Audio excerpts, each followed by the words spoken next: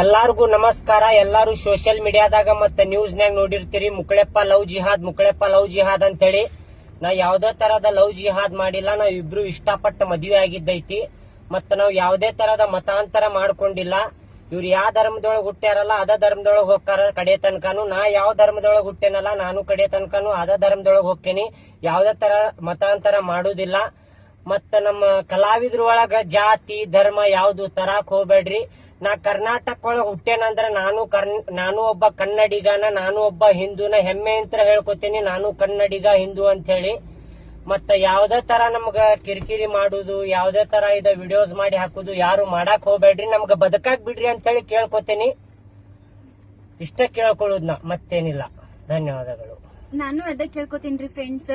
ನಾ ಹಿಂದೂ ಆಗೇ ಅದೇನ್ರಿ. ಇವ್ರಿಗೆ ಕನ್ವರ್ಟ್ ಮಾಡುದು ಲವ್ ಜಿಹಾದ್ ಇದೆಲ್ಲಾ ಸುಳ್ಳು ಸುದ್ದಿ ಹಬ್ಸಾತಾರೆ. ನೀವೇನು ನಂಬಾಕ್ ಹೋಗ್ಬೇಡ್ರಿ.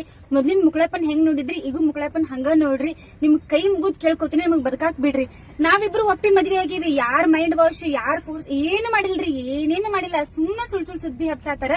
ನೀವೇನು ನಂಬಾಕ್ ಹೋಗ್ಬೇಡ್ರಿ. ಸ್ವತಃ ನಾವೇ ಇಬ್ರು ಗಂಡ ಹೆಂಡತಿ ಕುಂತ ಹೇಳತ್ತೇವಿ. ಇಬ್ರು ಪ್ರೀತಿಸಿ ಮದ್ವೆ ಆಗಿವಿ. 3 ವರ್ಷ ಪ್ರೀತಿಸಿ ಮದ್ವೆ ಆಗೇವಿ. ಧನ್ಯವಾದಗಳು.